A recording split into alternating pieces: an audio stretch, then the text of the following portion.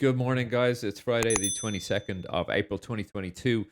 So, what we've had this morning is just commentary out of Bloomberg a couple of minutes ago that China is faced the biggest oil demand shock since early 2020. And of course, that was um, really the catalyst for what brought oil down below zero.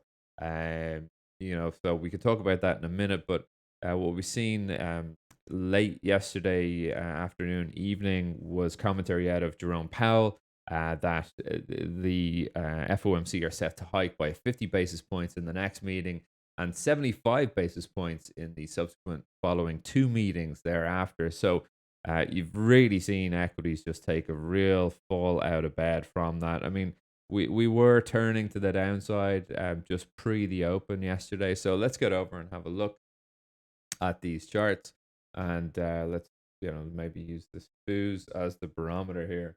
So you can see it did quite well in the European morning session, then came in just on the open. We turned down back into this kind of gap area that had been good support in the on Wednesday there, just Wednesday evening. And we look set to move on to the 45.25s as a target, but just couldn't get there. And Fed commentary really, weighing heavy on this market all the way down through the session. So, have we come back to a decent place for buyers to step in again? 43.60s even top of a range here. Um, it looks like it, but the question is, are we going to be able to hold this area? And actually, I don't think so. I don't think so. These markets are a bit too heavy. Now, why do I not think so? Well, um, ultimately, if we go over two reasons. Number one, is that we've had ample opportunity over the last. If I kind of blow up this chart a little bit here, uh, you can see that we've had ample opportunity really since the 18th of March this year to be able to push up, hold the line at the 44.76s, which we could not do here, and then go bid on up for higher prices. But in the face of just a rate of rate hikes to come, this market is really trading quite cautiously, and we are back down to the top of this range. So, bids came in there 18th of April, driving up again, but we just cannot hold that 44.76s. And so that is the low of the day of the 3rd of December. And remember, back in December, this is when we started to get hints of the cycle when we would actually start, and then it pushed through to looking towards February, end of February for the rate hike cycles to start. And so the market generally since then, since we came into kind of January at this point, the market then selling back down to reclaim some of these much older levels back from 21 earlier in 2021 here. So, back to, May levels, where were we here? Like actually July. But really, this is, back in 10th of May, this 42.04s, and then, okay, bid up again. All right, the bulls are back. Can't hold it. Back down again, breaching those May levels number of times here, back up above the range. And just these buyers are generally not able to get what they want at the moment. So, fine, it's bullish holding above the 43.60s, but overall, I think the the market is just looking very weak right now, and I think pulling back into this range is set to come. So break back down 43.60s is where it's at for me. We may look to get a more suitable level, but not really. Actually, we've seen good respect on this 43.60, so that's why we're going to keep it as the top of the range. The other reason why I think equities just are set to go down. I mean, I'm still holding out for maybe the higher prices on the summer, but we're on this range in the Nasdaq now. We did have this trend support come in and whip us out a number of times above the range, but you can see here yesterday 230 on the open on trade. Back down we come, smashing that trend down into this area. And I think once we're in here, any pushes to the 14.045 will be sold back down. Maybe that's going to be just pipping above onto testing the trend here. Who knows? But generally, I think this area in blue is set to trade out to the downside. I don't think we're going straight down to here by any means today, but I think we will need to check and load up on the sellers at 14045s here before then we go for the big push and complete the move to the downside 12939s there. And looking at the Nasdaq on the daily chart, it all becomes a little bit clearer here. So this is daily bars. Um, you can see a pullback on yesterday's selling would be likely, but do you want to be net long or net short this market? I think it's best to be waiting for the trade. It's not going to be limit orders here. You're going to be kind of watching excess push above the 14043s, and then just as that exuberance kind of dissipates, then you're going to look for that short and then trade it, hold that down and see how far we can run those contracts down into this area. So, that's what I'm looking at right now. Yeah, I've been talking about new all-time highs for the summer. I'm not discounting that. I think once we get into kind of the familiarity of the rate hiking cycle, they're doing what they're saying. Half basis point hike, 3/4 basis point hike, or sorry, 75 basis point hikes and a half basis point hikes. Then I think the market's going to start to have that fully priced in and digested, and then we're going to be starting to look towards where is the kind of end or where is it tapering off of QT? Where can we pin the tail on that donkey on the calendar? And start to price in maybe the ramping off of QT. It's not going to be quick. It's not going to be in 2022. Uh, Probably not in 2023. But this market can tend to discount things. That far out. So um, let's see what we can get. But obviously, I think it's a bit too early to talk about the general bear trend for now. I think once we make a new low down here, then I think we're settling into a bear trend, and then we'd be selling any pullbacks up into kind of generally what is this sort of a trend down right now. Okay, so in the intraday environment, look, you can make money on the long and the short. Two different traders, one trader can make money on the long and the short in the same session. So, um, in the Dow, yeah, you got a lot of quality in here. It has been very resilient as always, really. But it's not settling into such a bear trend right now.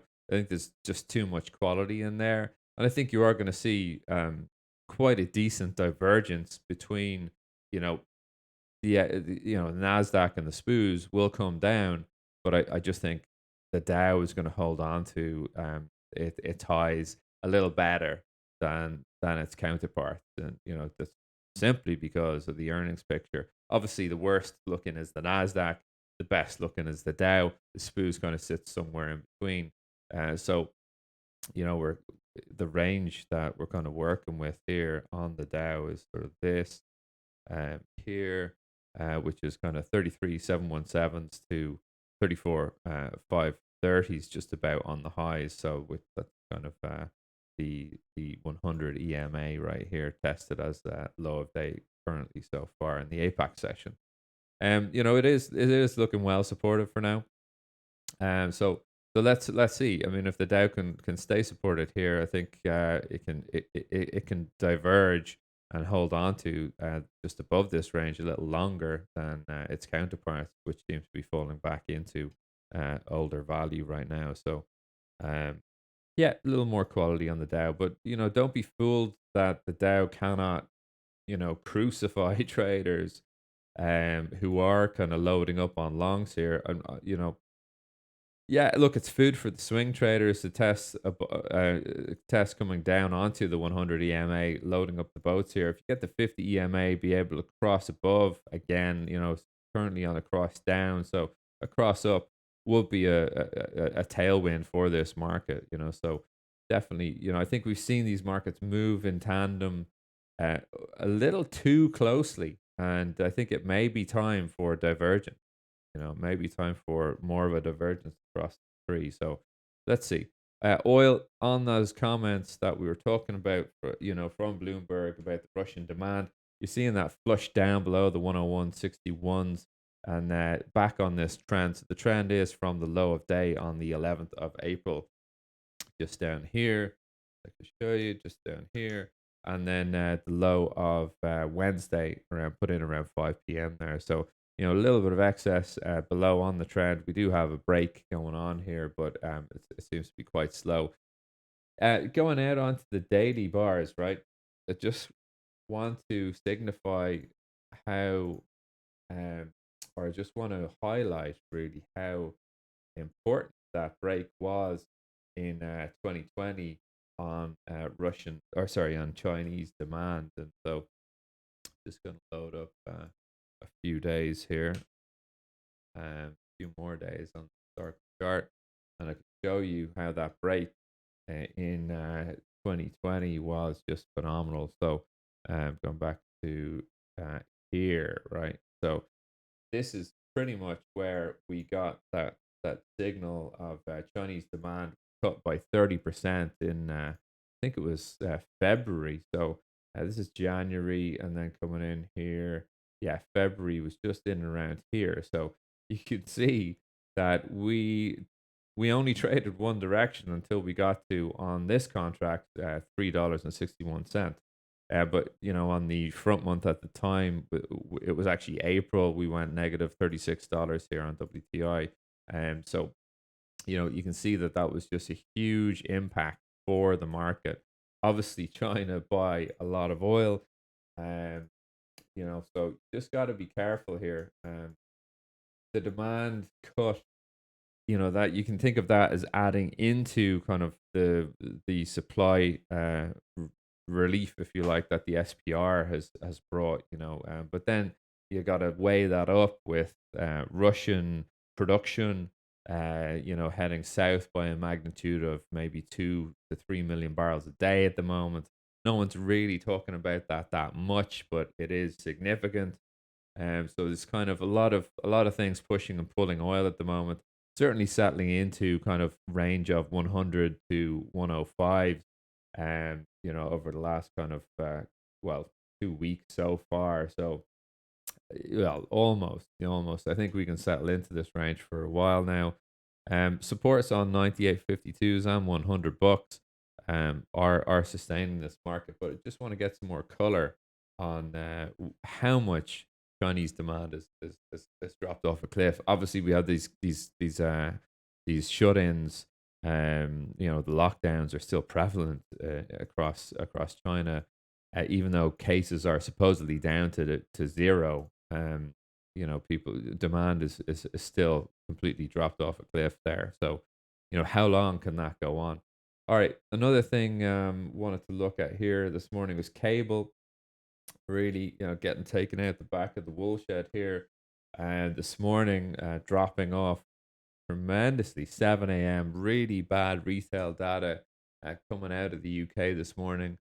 Retail sales dropping negative 1.4% month on month in March from expectation of negative 0.3. Not good stuff there. Also, the composite and manufacturing and services all coming out as myth here this morning. So, a lot of weight on cable. Support's down at 28.59s and below there 27.65s. Do I think we're going to trade 27.65s today? No, I don't. Could we trade 28.59s? Yeah, absolutely. I think we're on the way there right now. So, all right, that's it for me for today's pre-US. Do look out for this rising dollar. And yeah, listen, have a good session, and I'll speak to you on Monday. All right, cheers. Bye bye.